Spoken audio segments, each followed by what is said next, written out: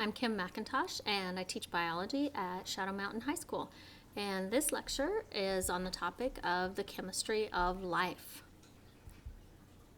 So we're going to start with atoms, because all matter is made of atoms. An atom is the smallest unit of matter. The nucleus of an atom is made of neutrons, and they don't have any charge at all. And there's protons in that nucleus as well, and the protons have a positive charge. And then the negatively charged electrons, they surround the nucleus. Elements are made of atoms that have the same number of protons. So if you've seen this periodic table of the elements before, you'll notice that it goes in order. It starts with hydrogen. Hydrogen has 1 proton. The next element on the chart is helium. Helium has 2 protons, and so on and so forth throughout the entire chart. And chemical bonds form between groups of atoms because atoms become stable when their valence shell is full. Now, what that means is that very outer shell, if it is full of electrons, then the atom is happier. But if it's not full, let's say, a full shell usually has 8. Well, if it only has 7, it's not a very happy atom, so it's looking to fill that outer shell. So covalent bonds form when atoms share valence electrons. So they're not transferring that electron from one to another, but they're sharing it. Both molecules are holding on to that electron, and that's held by a covalent bond. And these are always between nonmetals. So like hydrogen and oxygen, they're both nonmetals, and they form a covalent bond. Ionic bonding is, that's the attractive force between those oppositely charged ions. So ionic bonding is usually between a nonmetal and a metal, and there's an opposite charge on each of these atoms, and so they're attracted to each other, kind of like what you see with a magnet. And so those atoms, they'll gain or lose electrons to a different atom in order to form that bond. So if you look down here at the bottom, you see this sodium chloride. Well, sodium has 1 extra electron, okay? And so it has an outer shell with 1 electron in it.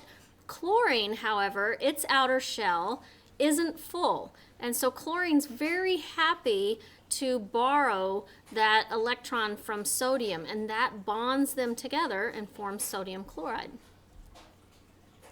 There's also something called polarity. So covalently bonded molecules, they have opposite charges at either end of the molecule. So we see this with water. On one side of the water molecule, it might have a positive charge, and on the other side of that molecule, there would be a negative charge. And those charges are weak, but they're there, and so they attract other charges. And this also helps with solubility. Because it attracts that charge, things are soluble in water. Then there's hydrogen bonds. Hydrogen bonds, they're not as strong as a covalent bond, but they're a very important type of bond to living things. So when hydrogen bonds to oxygen, nitrogen, or fluorine atom, it has a charge almost nearly as great as the proton's charge, and so that gives it an attractive force. We're going to move right along now and talk about the chemistry of water and solutions. As you can imagine, water is very important to life. So some of the properties of water that make it so important to living things is that are because of the hydrogen bonding that is in water. So because of the hydrogen bonds, the ice floats. The hydrogen bonds, they lock the molecules into those crystalline structures that have empty spaces, and that empty space is full of air, and so ice floats. Water also absorbs and then maintains heat. So the bonds in water are constantly breaking and reforming, and this allows water to slowly heat up, but then once it does heat up, it maintains that heat. It holds that energy well. Cohesion is a really important property of water. This means that water molecules tend to stick together, and that's because of their polarity. So like when we talked about how one side of the water molecule has a slight positive charge and the other side has a slight negative charge, well, all of the molecules have that, and so the negative charge of one molecule is attracted to the positive charge of another molecule, and water molecules are really good at sticking together. Adhesion is another extremely important property of water, and it's so important because water molecules will stick to other substances, and we see this in capillary action. So if you look at this little diagram right here, you'll notice that this big straw put into water, well, the water doesn't rise up as much in here. So you could think of this as putting a big tube into a glass of water. The water would rise up some, but not all the way up. This one would be more like a McDonald's straw. You know how the McDonald's straws are nice and big and thick? Well, the liquid moves up through the straw because the molecules are sticking to the side of the straw, and that the differences in pressure, they help with that. Now this one, see how thin this one is, and notice how far this travels up that tube? Well, that's because of adhesion, and also because the tube is thinner, so water will travel up through here.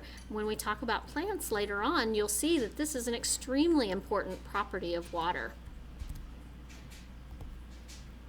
All right, let's move on to solutions. A solution is any liquid where there's some ions or molecules and they're evenly distributed throughout the entire substance. So these are dissolved substances, and dissolved substances, they can move more easily within and between cells. And water dissolves ionic and polar substances. So ionic and polar substances, think like salt or sugar. We know that these dissolve easily, and that's because of the ionic bonds in there and the polarity. But non-polar substances like oil, they don't dissolve in water. All right, so acids and bases. Acids form extra hydronium ions. All right, so you'll want to remember that hydronium ions make a solution more acidic. Bases form extra hydroxide ions. So the bases would make, the solution would have a lot of hydroxide ions. So we designate this as OH minus because it's an ion, and this we designate as H plus because it's an ion. And so acids have a lot of properties that you might recognize. They're sour. So acids are sour, think lemon juice. They're corrosive to metals, so they'll break down metals, and they change litmus from red to blue. You might have done experiments like that before. And then bases are bitter. So anything that is base will have a bitter taste, and they're slippery. So think of soaps. Soaps are very slippery.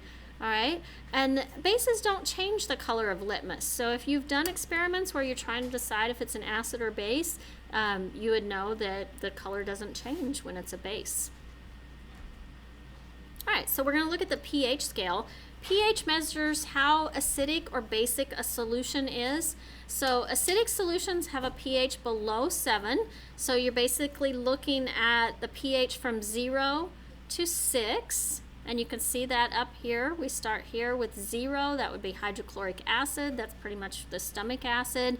Moving up a little bit farther, you have a lemon. You go up further, and a banana, which we don't think of as sour. So we're getting very close to neutral here, which is where water is. Water has a pH of 7, so it's neutral. Basic solutions have a pH above 7. So these are going to be basically in the range from 8 to 14. So you'll see here you have baking soda right here at about 8. You're moving through, you have some soap, a strong cleaner like ammonia, and then you get to the really strong stuff like drain cleaner, and that would be the most basic. All right. One really interesting thing about pH and its application to biology is that blood has a pH of 7.4, and that's really important to the body. If the pH goes down to 7 or up to 7.8, the person could die within seconds because the body's pH has to be maintained at a normal level. Buffers are substances that we'll put into a solution that will help prevent those pH changes. So bicarbonate, it's HCO3. That's an important buffer in living things. You might have taken Tums when you have an upset stomach, and that's really what you're doing there is you're taking bicarbonate and adding it to your system in order to bring your stomach back into a regular normal level so that you don't have stomach upset. And that's the last of that.